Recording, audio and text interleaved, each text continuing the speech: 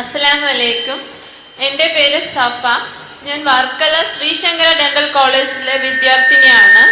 എൻ്റെ ചോദ്യം, ഇന്ത്യയിൽ ഭീകരതയെ പറ്റി പറയുമ്പോൾ എപ്പോഴും എല്ലാവരും മുസ്ലിങ്ങളെയാണ് കുറ്റപ്പെടുത്താറ്. പക്ഷേ ഡോക്ടർ സക്കീർ നായിക് സാറിൻ്റെ ഒരു പ്രസംഗത്തിൽ ഞാൻ കേട്ടു ഇന്ത്യയിൽ ഏറ്റവും കൂടുതൽ ഭീകരവാദം നടത്തുന്നത് മാവോയിസ്റ്റുകളാണെന്ന്. പക്ഷെ എന്തുകൊണ്ടാണ് ആ വസ്തുതകളൊന്നും പുറത്തു വരാത്തത്? ഇത് വെറും മീഡിയ എഫക്റ്റ് കൊണ്ട് മാത്രമാണോ? ഇന്ത്യയിലെ ഏറ്റവും വലിയ ഭീകരവാദികൾ മുസ്ലിങ്ങളാണ് എന്ന് പറയുമ്പോൾ എന്ന ധാരണയ്ക്ക് പകരം യഥാർത്ഥത്തിൽ ഏറ്റവും വലിയ ഭീകരത നടത്തുന്നത് മാവോയിസ്റ്റുകളാണ്. എന്നിട്ടും എന്തുകൊണ്ടാണ് അത് പുറത്തു വരാത്ത? മീഡിയ എഫക്റ്റ് കൊണ്ടാണോ എന്നാണ് ചോദ്യം. നമ്മൾ സാധാരണ മീഡിയ ഏത് രൂപത്തിലാണ് നമ്മുടെ എല്ലാം മനസ്സുകളെ സ്വാധീനിക്കുന്നത് എന്നതിന് തെളിവായിക്കൊണ്ടാണ് ഈ കാര്യം പ്രത്യേകമായി എടുത്തു പറയാറുള്ളത്. ഇന്ത്യൻ ആഭ്യന്തര വകുപ്പിൻ്റെ കണക്കുകൾ പ്രകാരം ഇന്ത്യയിൽ ഏറ്റവും അധികം ആളുകളുടെ മരണത്തിന് ഉത്തരവാദിയായ ഭീകര പ്രവർത്തനം നടത്തിയത് മാവോയിസ്റ്റുകളും, രണ്ടാമത്തേത് ഉൾഫ തീവ്രവാദികളുമാണ്, മൂന്നാമത്തേതാണ് മുസ്ലിം ഭീകരവാദികൾ കടന്നു വരുന്നത്. എന്നിട്ടും പക്ഷേ നമ്മുടെ എല്ലാ മനസ്സുകൾക്കകത്ത് കേൾക്കുന്ന ഭീകരത എന്ന് പറയുമ്പോഴേക്ക് തലച്ചോറിൽ വരുന്ന ഹിസ്ബുൽ മുജാഹിദിനും താടിയുള്ള ഒരു മുസ്ലിമിന്റെ ചിത്രവുമാണ്. അത് സംഭവിക്കുന്നത് വളരെ സമർത്ഥമായി ഈ ഒരു അജണ്ട നടപ്പാക്കുന്നത് കൊണ്ട് തന്നെയാണ്. ഞാൻ നേരത്തെ പറഞ്ഞ ഉൾഫ തീവ്രവാദികളോ ഇന്ത്യയെ സംബന്ധിച്ചിടത്തോളമുള്ള മാവോ തീവ്രവാദികളോ ഒന്നും നടത്തുന്ന ഭീകരവാദം മുതലാളിത്തത്തിൻ്റെ സാമ്രാജ്യത്വ അധിനിവേശ താല്പര്യങ്ങളെ ഒരു തരത്തിലും ഹനിക്കുന്നില്ല.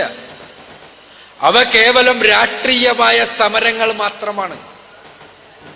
അതുകൊണ്ട് തന്നെ അവരെ ടാർണിഷ് ചെയ്യേണ്ടത് മുതലാളിത്തത്തിൻ്റെ ഒരു അനിവാര്യതയല്ല, അതിൻ്റെ നിലനിൽപ്പിൻ്റെ ഒരു അനിവാര്യതയല്ല.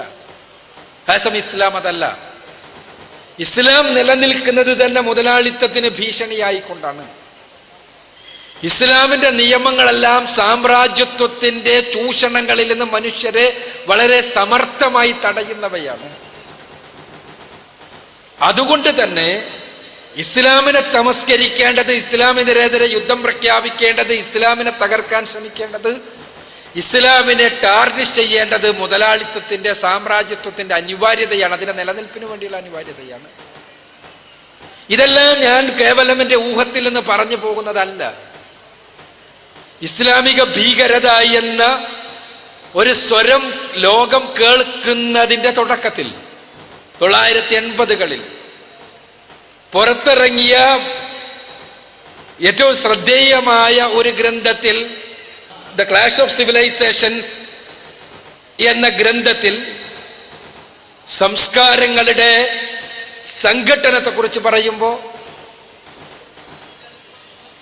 ഈ സംസ്കാരങ്ങളുടെ സംഘട്ടനത്തെക്കുറിച്ച് സംസാരിക്കുമ്പോൾ, സംസ്കാരങ്ങളെക്കുറിച്ച് പറയുമ്പോൾ, ഫ്രാൻസിസ് ഫുക്കിയാമയ്ക്ക് ശേഷം Francis Fukuyama the end of history എന്ന ഗ്രന്ഥം, the end of history and last man എന്ന ഗ്രന്ഥം എഴുതിക്കൊണ്ട് കമ്മ്യൂണിസത്തിന്റെ പരാജയത്തിന് ശേഷം ഇനി ഇവിടെ ലോകത്ത് മുഴുവനും മുതലാളിത്തത്തിന്റെ വ്യാപനമാണ്, സാമ്രാജ്യത്വത്തിന്റെ സംസ്കാരമാണ് പഠിപ്പിക്കപ്പെടാൻ പോകുന്നത് എന്ന് പറഞ്ഞപ്പോൾ അതല്ല ശരിയെന്ന് സമർത്ഥിച്ചുകൊണ്ട് സാമുവൽ ഹണ്ടിങ്ടൺ എഴുതിയ ദ ക്ലാഷ് ഓഫ് സിവിലൈസേഷൻസ് എന്ന ഗ്രന്ഥത്തിൽ അദ്ദേഹം പറയുന്നതാണ് ഞാൻ പറഞ്ഞത്. ഇവിടെ ഇനി നടക്കാൻ പോകുന്നത് സംസ്കാരങ്ങളുടെ സംഘട്ടനമാണ് എന്നും, ആ സംസ്കാരങ്ങളുടെ സംഘട്ടനത്തിൽ ഒരു വശത്ത് പാശ്ചാത്യൻ ലിബറൽ ഡെമോക്രസി ആണെങ്കിൽ മറുവശത്ത് ഇസ്ലാമാണ് എന്നും, അവിടെ മുതൽക്കാണ്